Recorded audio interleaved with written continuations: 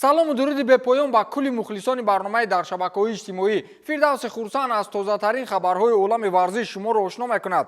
оғоз мекунем.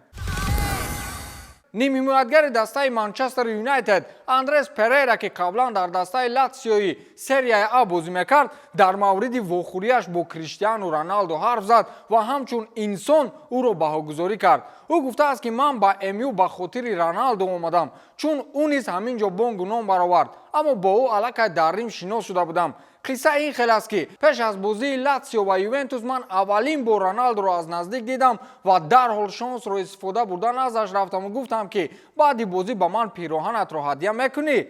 Ювентус дар ин бозӣ шикаст хӯрд ва баъди анҷоми рақобат ман зуд хостам назди ӯ равам, аммо Криштиану ки хеле ғамгин ба назар мерасид, зуд ҷониби утоқи либосивазкунӣ равон шуд. ман ба худ гуфтам ки ӯ асабӣ аст ва шояд ваъдаашро фаромӯш кардааст. манам ҷониби утоқи либосивазкунӣ рафтам ва дар долон бо Александро якам суҳбат мекардем ки Криштиану зуд аз роҳаш баргашту назди ман омад ва гуфт ки ман фаромӯш накардам. ӯ ба пираҳани худ як соядаст гузошту ба ман дод, гуфтааст Андрес Перейра. албатта амалӣ шудани орзу ин хушбахттарин фурсатҳои зиндагист, аммо Андрес Перейра ҳоло гумонам намедонад ки дар бозор нархи Роналдоро аз нархи шакар ҳам арзонтар карданд.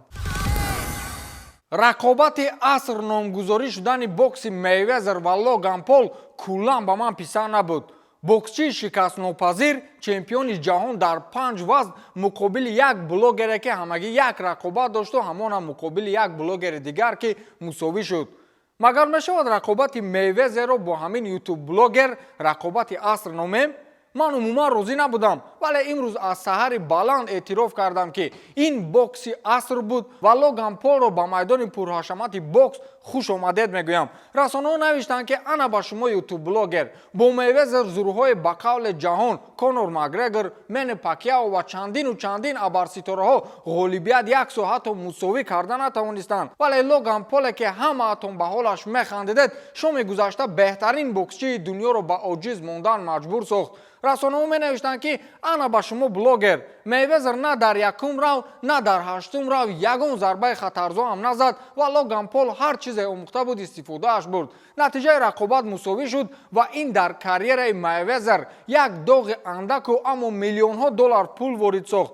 ӯ гуфтааст ӯ дар бокс бо ман зинда монд. табрикаш мегӯям. ҳар вақте ман зарба мезадам ки ӯ ба ҳолати клинч дар меафтод. ӯ андак бузургҷусатар буд. то ҷое медонам ӯ таҷрибаи муҳорибат дорад. ӯ воқеан хуб буд. ман ягон баҳона надорам. вақте ӯ муқобили ман 8 раунд истодагарӣ карда тавонист, пас ӯ ғолиб аст. шояд хушбахт бошад ки 8 раунд бо ман рақобат кард, гуфтааст Флойд Мейвезер. Логан Пол бошад навиштааст ки дигар ҳеҷ гоҳ намехоҳам аз касе сухани онро шунавам ки кадом коре карданаш ғайриимкон аст, навиштааст Логан Пол. чемпиони давру замонро муштборон кардан кори ҳар кас нест, вале вақте як ютуб блогер ин корро мекунад, пас ба кушодани ҳар греҳе даст пеш оред. намешавад баҳона аст, мешавад.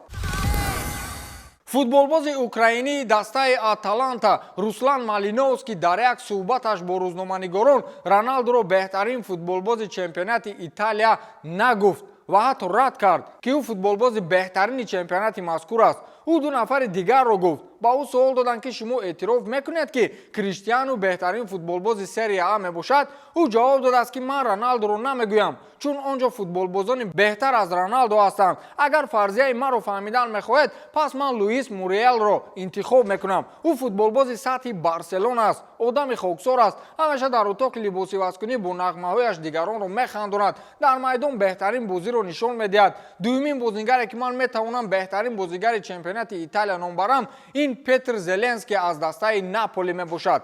ӯ футболбози пурқувват аст. барои Мартин Дерон муқобили ӯ бозӣ кардан хеле душвор аст, чун ӯ маҳорати олии футболбозӣ дорад ва хеле доно ҳам ҳаст. аммо Роналдо не, гуфтааст Руслан Малиновский. албатта ҳар кас андешаи худро дорад, вале андешаи ман нисбати ҷаноби Малиновский ин аст ки барои ӯ беҳтарин футболбоз он будааст ки бачаи хуб бошад, шӯхӣ кунад, ҳамаро хандонад ва доно бошад. Роналдо ҳоло дар чемпионати Италия бо 29 гол дар мақоми аввали нишонзанҳо қарор дорад. одамҳои гуфтаи ӯ бо ҷавониашон нигоҳ накарда, якеаш 22 гол задааст, дигараш 8 гол ва худи Малиновский низ 8 гол задааст. пас ба фикри шумо зур ки аст? албатта ки Роналдо. аммо суоли асосӣ ин аст ки ҳамин Малиновскияш ки аст? замоне ёдатон ҳаст кулли расонаҳои хабариро мавзӯи баргардонидани Неймар пахш карда буд. ҳоло ҳам шояд ба қавле як хушрӯтар пурсӣ бармегардад, аммо президенти ПСЖ тамоман ба ин розӣ шуда наметавонад. Носир Алхелаифӣ бар он аст ки Неймар аз ПСЖ рафтан намехост, балки Барселона кӯшиши зиёд мекард ки ӯро ба Каталония баргардонад. ӯ гуфтааст ки Барселона ҳамавақт мехоҳад ки ҳамлагари бразилӣ Неймарро баргардонад. ин пӯшида нест, аммо оё Неймар мехост тарки Париж кунад? Не, гуфтааст Носир Алхелаифӣ. Он вақтҳо мушкилии асосӣ ин мутобиқкунии Неймар бо ПСЖ ва дар умум бо Фаронса буд ки бартараф шуд, гуфтааст Носир Алхелаифӣ. Хабарҳо пайдо шуданд ки Неймар ҳанӯз ҳам дар бораи имкони бозгашт ба Каталонияро фикр мекунад. яке аз сабабҳо ин аст ки Неймар мехоҳад дубора дар як даста бо Лионел Месси бозӣ намояд. агар ёд дошта бошед, ҳар равзанаи трансфери хабарҳо нашр мешаванд ки Неймар мехоҳад ба Барселона баргардад, аммо имсол мисле ки хомӯш аст. медонед чаро? чун ҳоло тақдири Месси маълум нест ки аз Барселона меравад ё не. агар ба ПСЖ не ё ба ягон дастаи дигар гузарад, бовар кунед тӯй мешавад. сармураббии дастаи Ал-Сад Хави Эрнандес дар бораи овозаҳо дар бораи таъйини эҳтимолӣ ба вазифаи мураббигии Барселона изҳори назар кард. ман ба Барселона парвоз кардам ва рӯзноманигорон инро танҳо мунтазир буданд. ҳамин ки ман ба шаҳр расидам, мардум ба ман паёмҳои зиёд менавистанд. аммо дар ин бора ба шумо чӣ гуфтанд?